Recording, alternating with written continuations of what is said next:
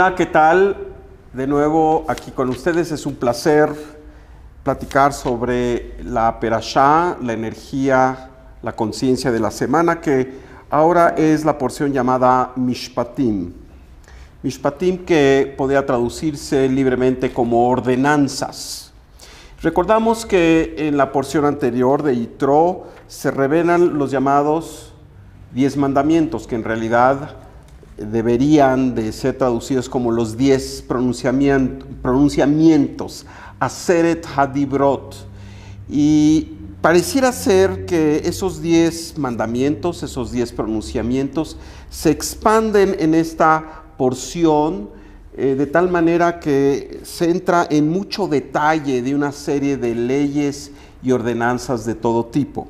Sin embargo, de acuerdo al estudio de la Kabbalah y el Zohar, hay mucho más que ordenanzas, mucho más que leyes de convivencia o leyes éticas y morales.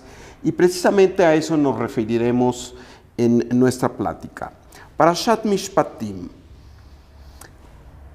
Ve'ele hamishpatim asher tasim lifneihem. Estas son las ordenanzas que expondrás ante ellos, los israelitas. Y empieza hablando de algo un tanto, pues diríamos, poco familiar en nuestra época. Pues empieza diciendo que si adquieres un esclavo hebreo, trabajará 6 años, pero el 7º año saldrá libre sin cargo. Si entra soltero, saldrá soltero. Si su amo le proporciona una esposa y ella le da hijos o hijas, la mujer y sus hijos serán propiedad de su amo, pero él saldrá solo.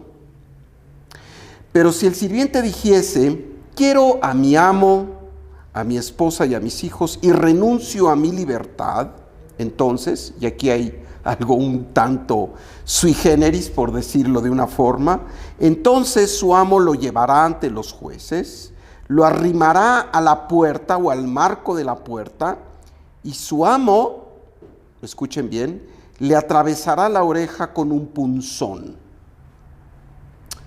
Así se convertirá en esclavo suyo por siempre. Y sigue hablando esta porción, que por cierto es larga, sobre las leyes sobre las sirvientas hebreas, las leyes u ordenanzas relativas a muertes o asesinatos, a golpes a los padres, temas sobre raptos, maldiciones, daños provocados físicamente, daños que se llevan a cabo en forma personal, sobre animales domésticos que se vuelven asesinos. ¿Qué pasa si un toro cornea a alguna persona y la mata, etcétera? Daños provocados por perforaciones en la vía pública, ¿se imaginan? Por baches en las calles. Están legislados aquí en esta porción. Daños de nuevo provocados por un animal. ¿Qué pasa si tu animal rompe la reja del vecino? Indemnización por robo, pena por pastorear el ganado en campo ajeno, pena por daños provocados por fuego. ¿Qué pasa cuando dejas un bien en custodia? ¿Cómo lo recuperas? Sobre la seducción inmoral, sobre las artes del ocultismo, que están totalmente prohibidas, las relaciones con animales, bestialismo, idolatría, el tema de los préstamos, ordenanzas relativas a la administración de justicia, normas éticas, hasta descanso del Shabbat, las festividades de Pesach, Shavuot y Sukkot. Se habla sobre la entrega de la Torá y finalmente se habla de que Moshe asciende al monte Sinaí y tarda 40 días y 40 noches. La verdad, aquí podría armarse con este solo capítulo, con esta sola perashá, una constitución. Sin embargo, entendemos que nuestros maestros cabalistas, el Zohar, Rabbeinu Ari e Isaac Luria, de bendita memoria, nos hablan de otra cosa un tanto distinta.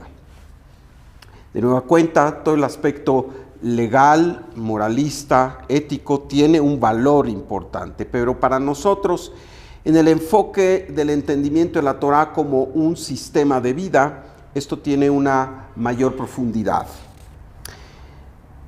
Y la verdad es que el tema es totalmente distinto.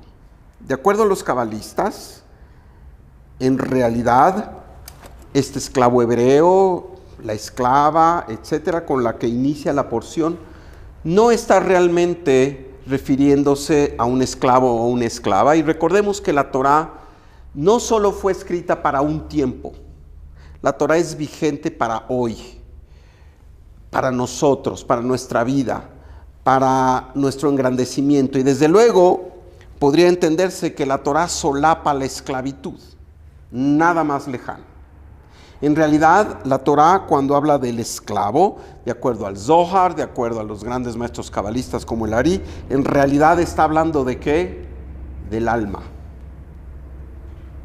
Y así entonces hay una interpretación totalmente distinta. En realidad todas estas ordenanzas, estos mishpatim, no son más que presentarnos las reglas del juego para la elevación o el tikkun, la corrección del alma. Muy distinto si lo leemos nada más textualmente.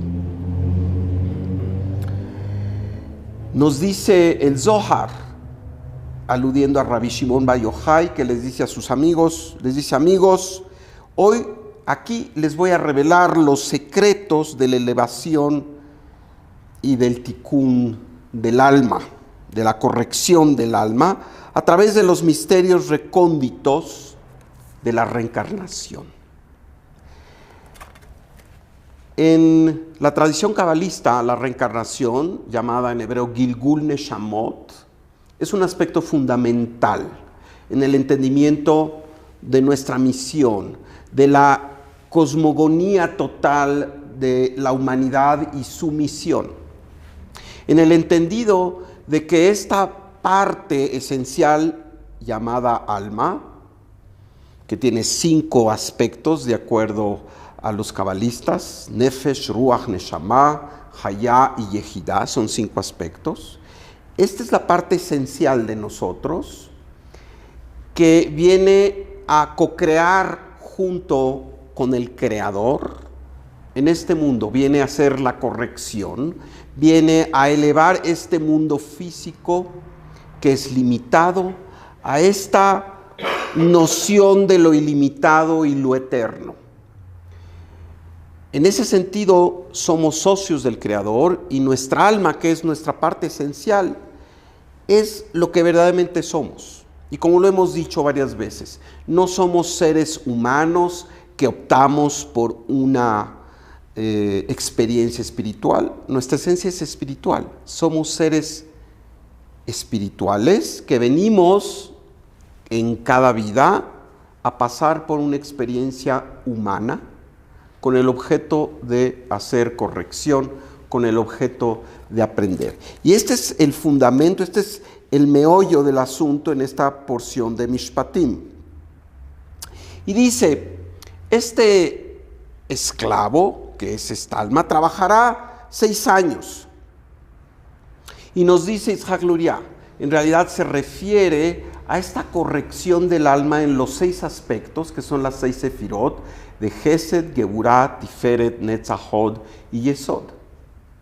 Si el alma corrige estos aspectos, y abordaremos sobre ello un poco más adelante para saber qué quiere decir la corrección de Gesed, Geburah, Tiferet, Netzahod y Yesod, que se traduce libremente como misericordia, rigor, balance y belleza, victoria eterna, gloria y fundamento. Estos son los nombres en español de las 7 sefirot.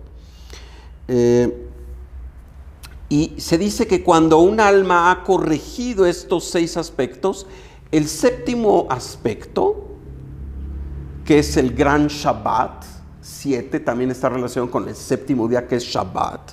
Y Shabbat ya no hay restricciones, en Shabbat ya no hay corrección per se. Shabbat ya es la liberación, dice. Y entonces quien hace el trabajo de corrección a lo largo de sus vidas, llega ese momento en donde se libera totalmente. Donde ya no necesita estar pasando por pruebas, ya no tiene que estar pasando por desafíos. Terminó su corrección. Bendito aquel que termina su corrección. La gran mayoría de nosotros estamos en el camino de nuestra corrección.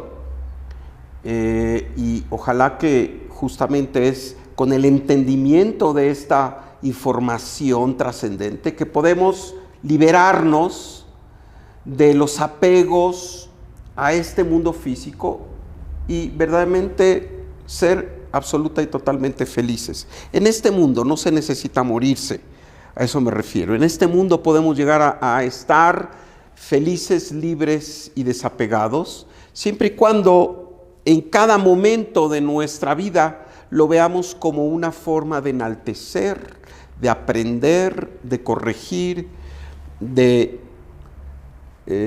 digamos, purificar nuestra alma. Y dice ahí, ¿verdad?, que si el sirviente renuncia a la libertad, ¿se acuerdan? Lo leímos. Si este sirviente dice, no, yo quiero quedarme con mi amo, entonces se hace un ritual un tanto raro, que jamás lo he visto y desde luego que no es un ritual dentro de la religión judía. Se le lleva ante los jueces y luego se le pone frente a una puerta y se le horada la oreja con un punzón y se le declara como que ya no puede salir en libertad jamás, porque así lo optó. Pero realmente aquí los cabalistas nos dicen que justamente esa es la opción del ser humano que renuncia a los llamados del alma. Es la opción del ser humano que renuncia a compenetrarse en la espiritualidad y entender para qué está aquí y hacer el trabajo de liberación. Entonces, esa persona que solo tiene como referencia el mundo físico, los satisfactores del mundo físico, y que depende de esos satisfactores externos para que su vida sea feliz o no, es la que queda atrapada de por vida en una vida sin libertad. La verdadera libertad entonces es entender la misión de nuestra alma y ajustarla, como hemos dicho, a la voluntad de la suprema inteligencia que todo lo sabe.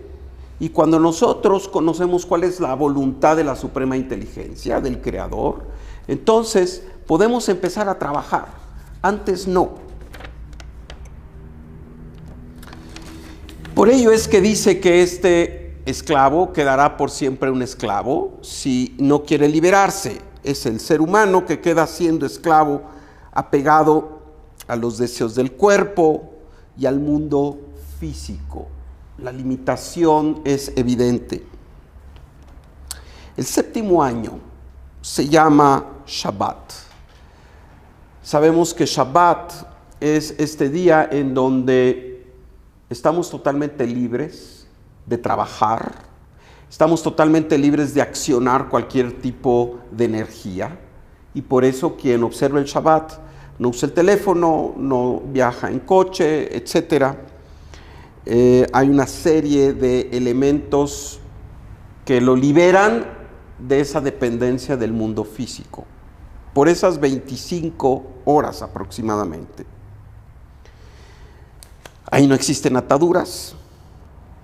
Y las fuerzas del alma, las fuerzas de nuestro ser esencial, reinan supremas. Son las que verdaderamente nos guían y toman preeminencia por todo lo demás. Y esta alma reina suprema, atada a la luz de la eternidad, porque verdaderamente somos eternos. El tener esta perspectiva que somos eternos hace que, así como una jirafa, ¿verdad?, podamos abstraernos y ver desde arriba toda nuestra vida y ver que a veces nos ahogamos en un vaso de agua, cuando la verdad es que a veces un problema, por más agudo que sea, es simplemente un instante en la eternidad de nuestra alma. No quiere decir que lo tenemos que soslayar, pero quiere decir que tenemos que tener perspectiva, tenemos que saber que las cosas ni empiezan ni acaban ahí, y seguramente no acabarán por más difícil que se vea la situación. Entonces se nos dice que esta alma que trabajó por 6 días y el séptimo día descansó, quiere decir que corrige estos aspectos llamados Gesed, misericordia, que es corrección de todo lo que es severidad innecesaria. La mayoría de las personas llegan a un momento en que se comportan muy severamente con los demás, no dando oportunidades. Gesed, misericordia, quiere decir dar oportunidad. Y a los primeros que debemos darnos oportunidades, ¿a quién? A nosotros mismos.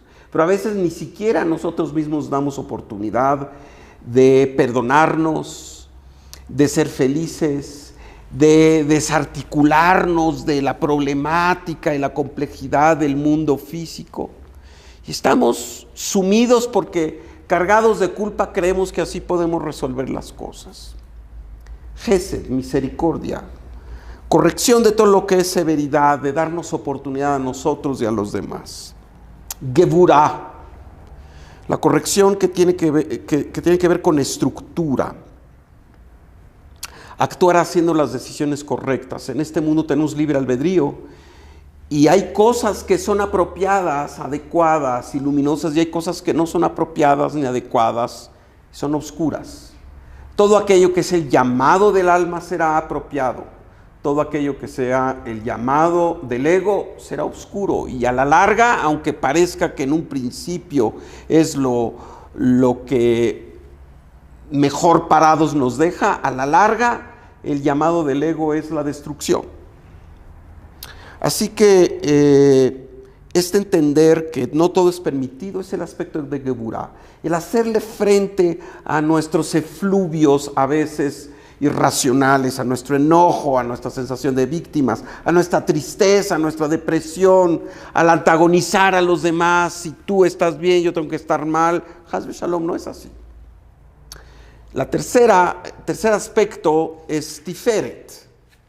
Tiferet, que quiere decir belleza y que tiene que ver con la armonía y el balance, el justo medio, el dar y el recibir. No venimos solo aquí a recibir, ni venimos nada más a dar, venimos a dar y recibir. Y este aspecto nos posiciona en el punto medio.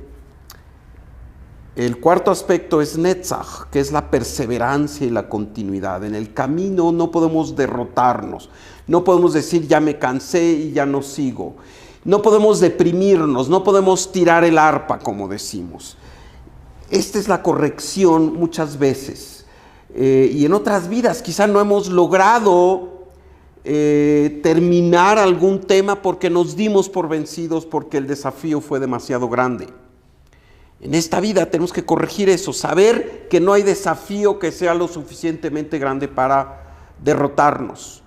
Todo lo que viene de la luz, inclusive los desafíos, los retos, al mismo tiempo, para ello tenemos la fuerza de sobrellevarlos, siempre y cuando mantengamos la perseverancia, no nos dejemos acobardar.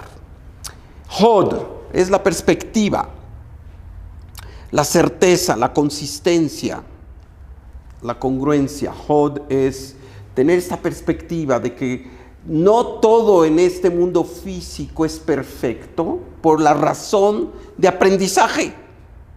Y cuando una puerta se cierra, otras se abren. Pero tenemos que tener la capacidad de abstraernos y tener esta perspectiva. Y a veces tenemos que tener la capacidad de enfocarnos y lograr las cosas. Esto es la corrección en Hod. Y finalmente Yesod, que es igualmente la congruencia, lo que pensamos, nuestras intenciones, nuestras palabras, finalmente tienen que ser manifestadas con hechos que sean congruentes. No podemos pensar una cosa y decir otra y actuar en otra forma. Yesod, la corrección en Yesod es esta congruencia, y también es el dominio de nuestros efluvios y de nuestros deseos corporales. Y los deseos corporales no solo son los deseos físicos, orgánicos o sexuales. Los deseos corporales también son el deseo de acabar con el prójimo, el deseo de ser negligente, de ser flojo, de no hacer las cosas, de no ganarnos lo que está allí que el Creador quiere darnos. Así que si nosotros hemos trabajado, y saben, en cada vida tenemos que trabajar más o menos en estos aspectos, y tienen muchas avenidas, ¿verdad? Y se nos dice, una vez que hemos completado el trabajo de estos aspectos, entonces el alma queda liberada, y el mundo físico ya no es un reto y una referencia más, y entonces el alma puede estar libre. Esta libertad es el producto del trabajo, mis amigos. No hay tal cosa como viaje gratis.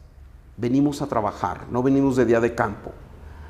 En esta vida todos nosotros venimos a trabajar. Aun cuando fuiste un príncipe en otra vida, por alguna razón estás en esta, porque ese príncipe no logró terminar algunos aspectos. Mientras estamos en esta vida, estamos todo el tiempo trabajando para corregir nuestra alma. Malhut, el séptimo aspecto, el Shabbat también, Shabbat y Malhut corresponden, es la liberación del proceso de abandonar nuestra necedad, nuestra obstinación y nuestros apegos. En pocas palabras, el que no desea liberarse continuamente, el que continuamente de repente cae en estas preocupaciones, en esta incapacidad de elevarse y ver con mayor perspectiva, el aspecto de mortificarse o de mortificar a los demás, cae en más y más ataduras, pues otorga al mundo físico externo el poder sobre su vida y se hace esclavo a ello. Y también entonces su felicidad depende de lo que pasa allá afuera. En lugar de inyectar nuestra energía de felicidad, de satisfacción, de agradecimiento a lo que pasa ahí y cambiando las cosas. En realidad, no es aquello que está fuera lo que debe definirnos si es que nosotros no lo queremos. Nosotros tenemos que dar permiso para ello. Queremos dar permiso si la gente anda hablando mal y nosotros nos sentimos mal porque la gente el qué dirán es muy importante y nos afecta. Es nuestra decisión. O nos afecta ponernos tristes por X o por Y, o no tolerar que algo ya se acabó y entonces abandonarse a la depresión, etc. Esa es una decisión. Como tan decisión es simplemente inyectar felicidad gratuita a todo lo que hacemos. De nosotros depende. La única forma de liberarse es dedicando un tiempo a la elevación espiritual. No hay de otra. En realidad, cada uno puede escoger a qué tipo de espiritualidad dedicarse. Desde luego aquí nosotros hemos abordado la Kabbalah, con el conocimiento y la aceptación de que habrá otras formas, ¿verdad? Para nosotros esta es la que ha operado con mayor eficiencia.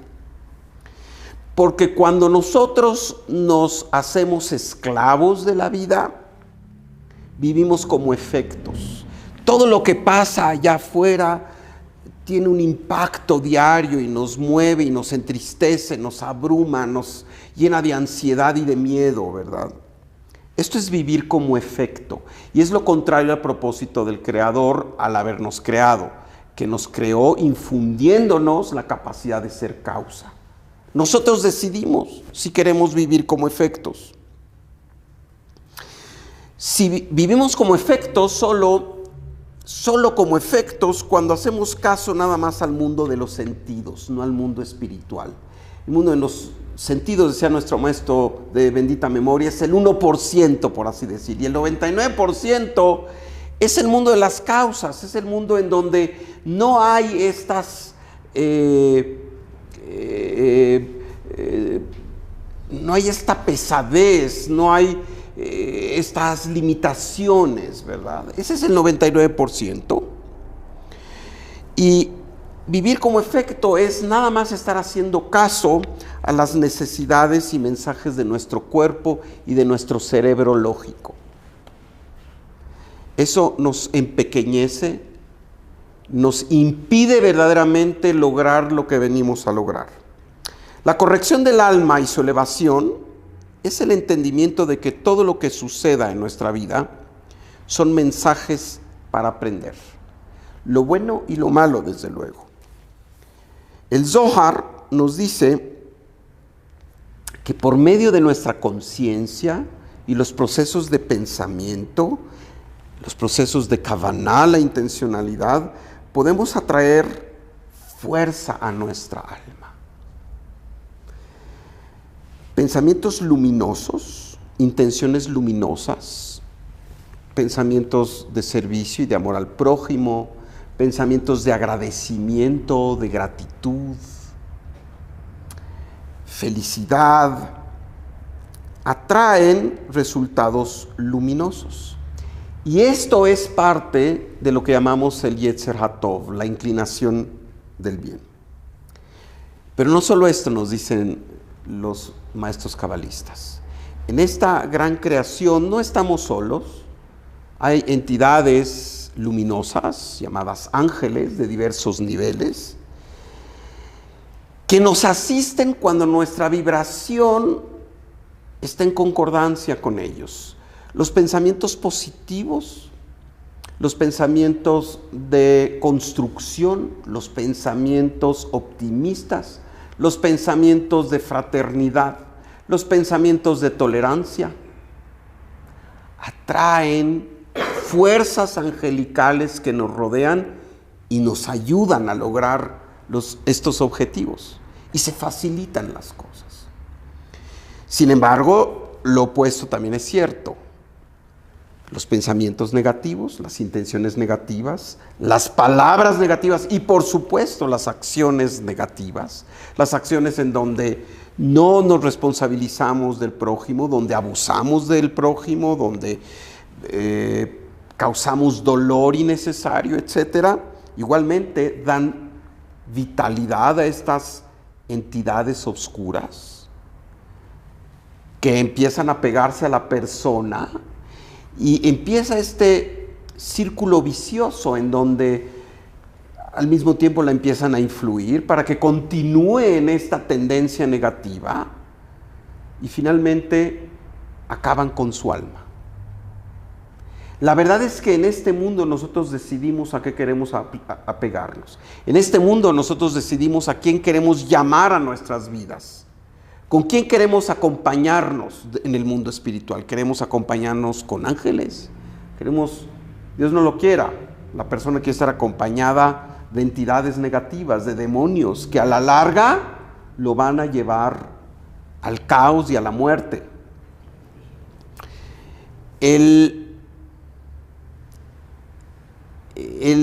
La forma como actúa la fuerza oscura y las entidades del mal es que en un principio enamoran a la persona y a esta persona le va muy bien.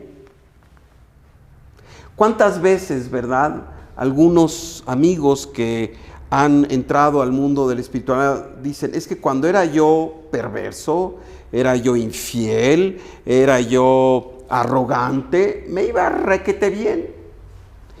Y luego decidí entrar al mundo de la espiritualidad y la verdad es que la paso un tanto angustiado porque hay muchas cosas difíciles. Bueno, esto tiene muchas explicaciones, pero al final del día, el ser espiritual es como ser un gran atleta. El gran atleta tiene que esforzarse, el gran atleta tiene que pasar las pruebas. El gran atleta no es el que si salta 1,50 m le ponen un obstáculo de 1,20 m. Si salta 1,50 m le tienen que poner un obstáculo de 1,60 m y así sucesivamente. Y esto es lo que el Creador, que es un Padre amorosísimo, desea con aquellos, con todas las personas que desean estar en el camino del alma. Y por ello cada vez, ahora mi hijo tienes que saltar un poco más alto. A los que no estima por estar, digamos, vibrando en la fuerza de la oscuridad, pues simplemente les deja que hagan lo suyo hasta que llegan al precipicio y caen.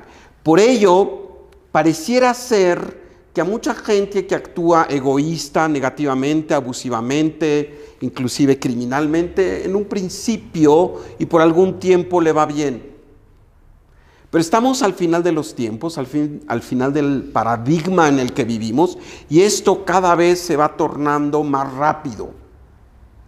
Y entonces entendemos que la fuerza de la luz, que implica paciencia para ver los resultados, porque paciencia tiene el ingrediente de certeza, y somos probados en la certeza, en la emuná, en la fe. Si todo se sucediera inmediatamente, no tendríamos que ser valorados, no tendríamos que tener el esfuerzo de la certeza. Precisamente los tiempos pausados del Creador tienen el sentido de que ejerzamos la confianza, bitajón, la seguridad y la certeza.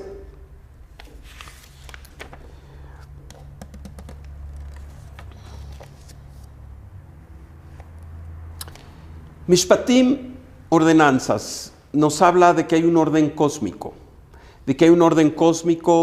para la elevación de las almas, y si el alma es afín a este orden cósmico, entonces hará su corrección y llegará a la felicidad.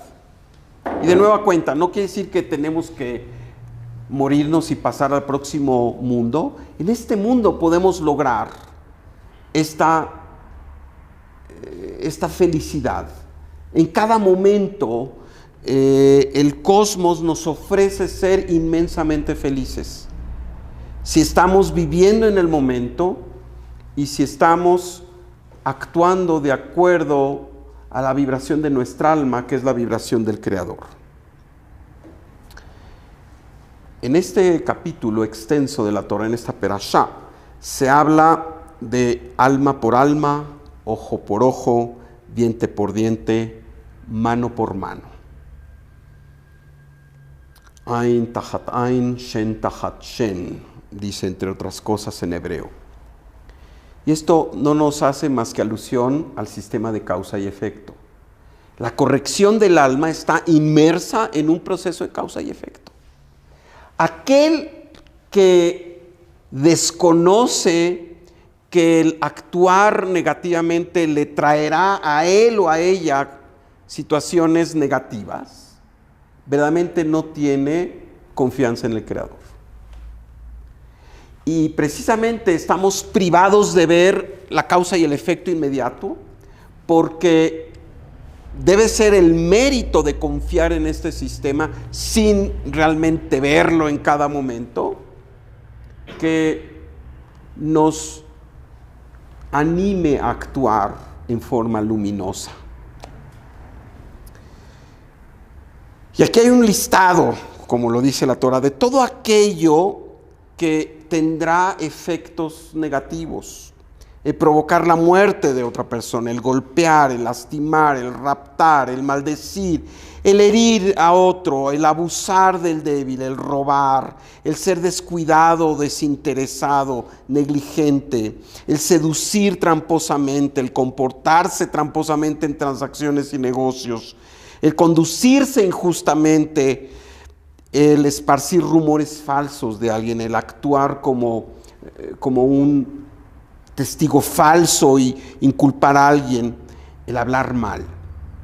Estos son algunos de los aspectos que la Torah en esta porción nos dice que traerán consecuencias negativas para la persona.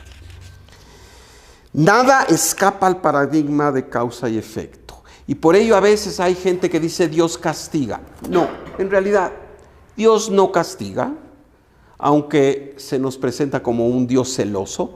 Sí, es un Dios celoso de que se cumpla el aspecto de causa y efecto. Ese sí, este sistema no es negociable. Y es precisamente porque no es negociable que estamos insuflados con la capacidad de libre albedrío. Si este sistema fuera negociable, a ver, mira, si haces esto, pues a lo mejor no pasa. Entonces no habría libre albedrío que valiera. Precisamente porque es con el mérito de nuestras opciones que llegamos más lejos, que Hashem, el Creador, es implacable en el respeto del sistema que conjuntamente establecimos de causa y efecto en este mundo.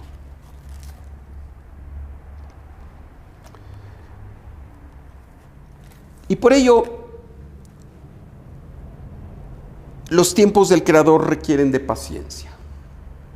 Hashem tiene sus tiempos, precisamente para que podamos ejercer la paciencia, la seguridad, la emuná. Y la paciencia siempre será recompensada. Al final del día, al final de los tiempos, al final de cuando es lo adecuado, la paciencia será recompensada.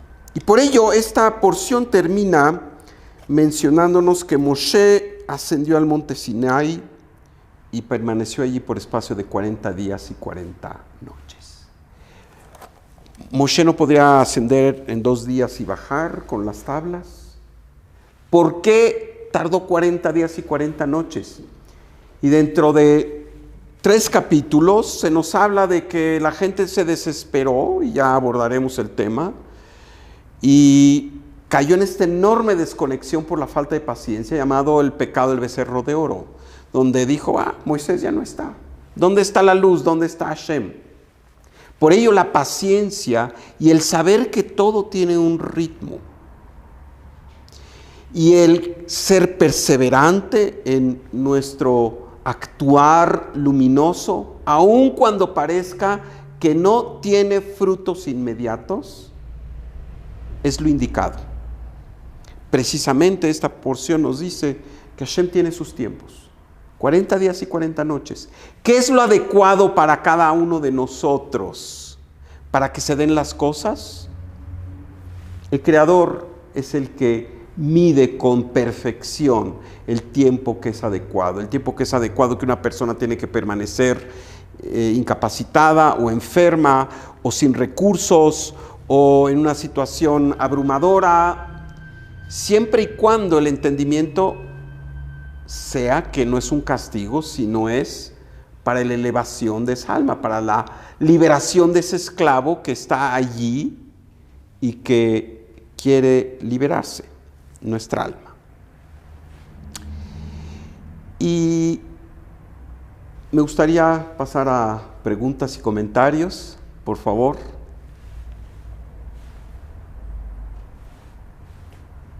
Anímense.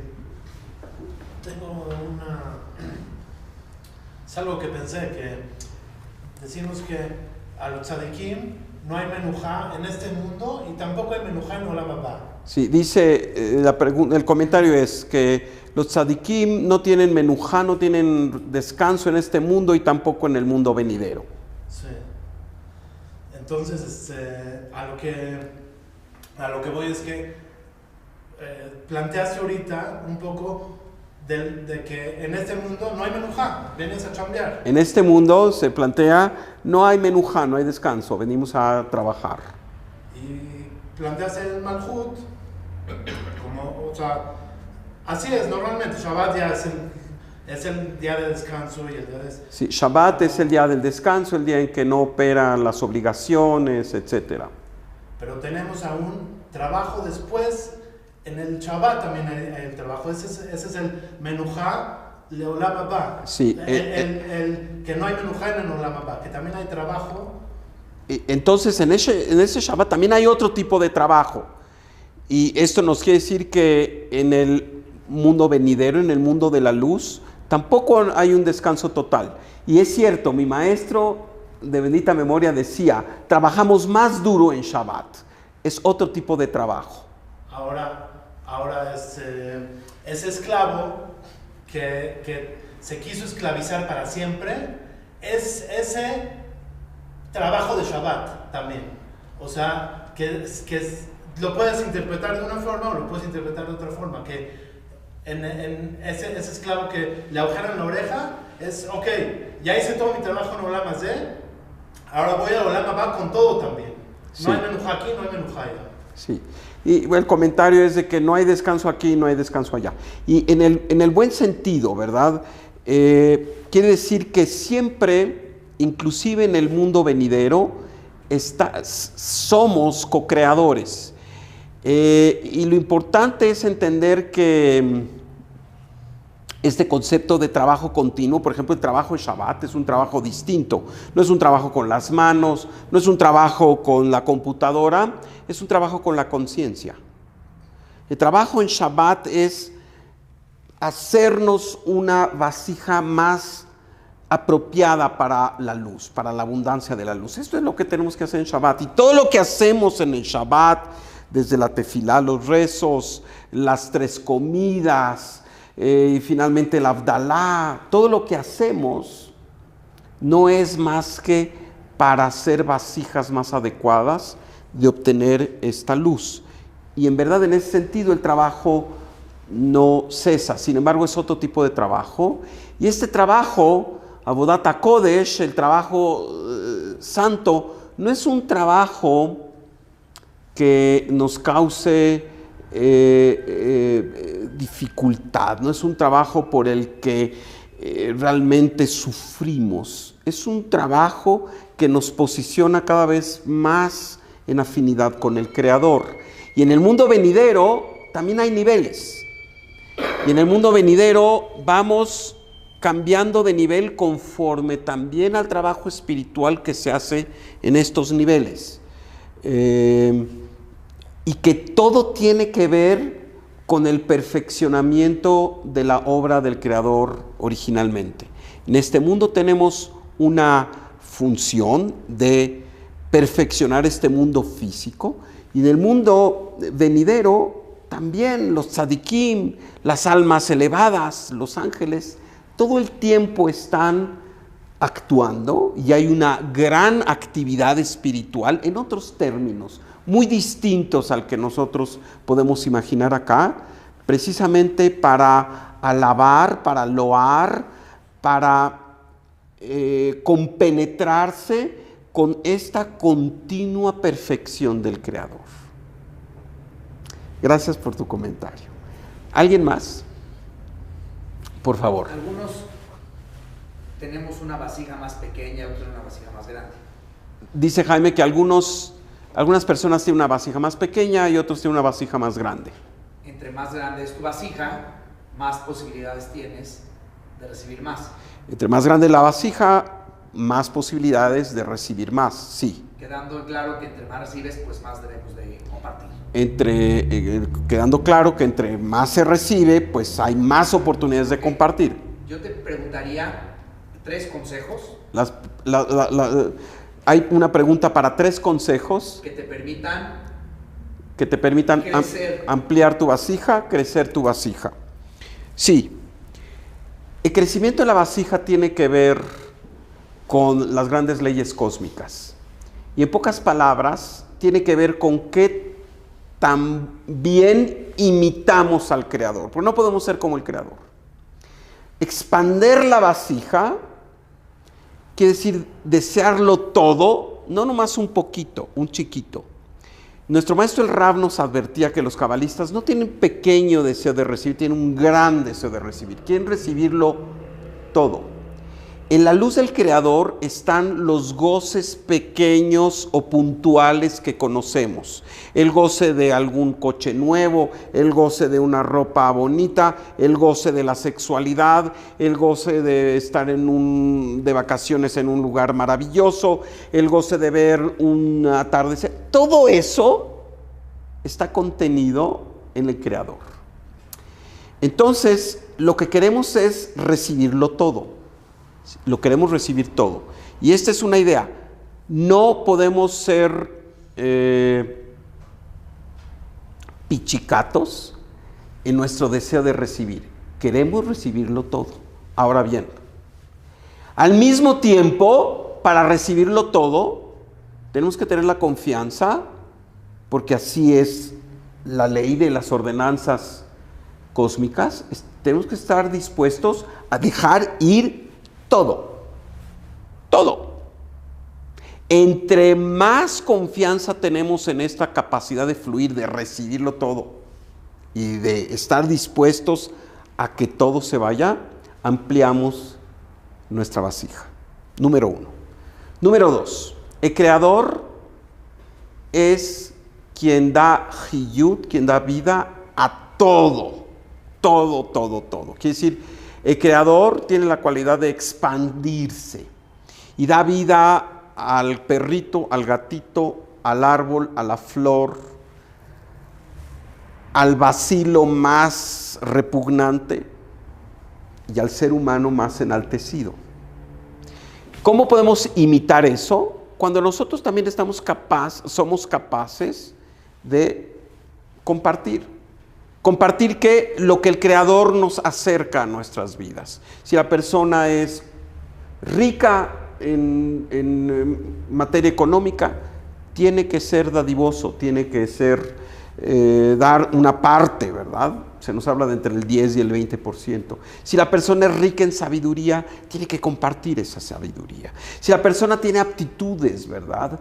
Tiene que estar pensando en cómo sus aptitudes no solo lo benefician a él o a ella, sino lo benefician a los demás. Es el aspecto del compartir. Y tercero, en nuestro mundo físico, para recibir más, hay momentos en que tenemos que refrenar la parte egótica que desea.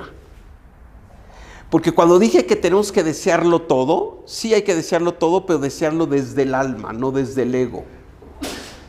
Y entonces es muy importante, como tercer punto, este concepto que la Kabbalah de Rabbi Ashlag, Rabbi Brandwein y nuestro maestro el Rav de bendita memoria nos enfatizaron. El aspecto de rechazar aquello que es del ego, lo que nuestro Rav acuñó con la palabra restricción.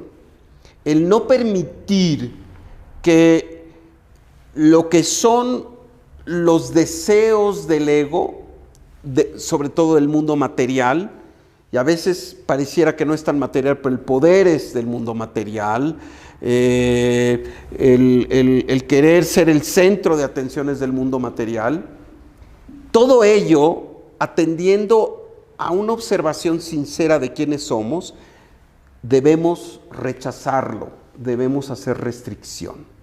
Si nosotros cumplimos con estos tres aspectos, nuestra vasija siempre estará ampliadísima, siempre estaremos en una abundancia que va más allá de nuestra capacidad de siquiera medirla, pero para ello se necesita el entrenamiento de la vida espiritual.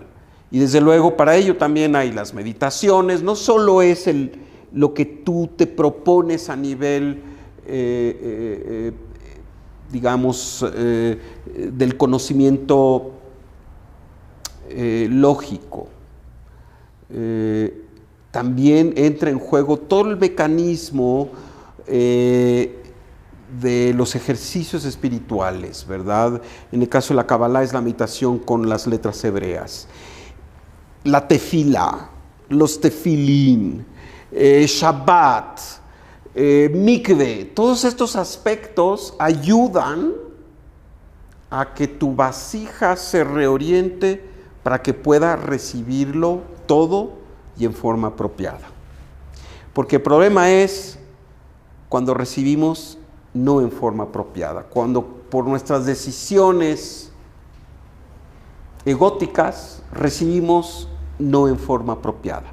Porque el Creador lo que quiere es dárnoslo todo. Simplemente también espera que nuestras decisiones sean congruentes para que lo recibamos todo en forma adecuada, o como se dice en el idioma de la Kabbalah, de la tradición, que todo se ha recibido desde el punto de vista del sistema Marejet Akdusha, del sistema de la santidad, que el sistema de la santidad es la afinidad con el Creador, versus Marejet Atumá, el sistema de la impureza, que es el ego. Eso es todo. Y con esto terminamos. Muchas gracias, nos vemos la próxima. Amigos, todos aquellos que deseen profundizar en el conocimiento de la Kabbalah, comprometerse más con este sublime conocimiento, tenemos actividades, tenemos reuniones. Por favor, contáctanos.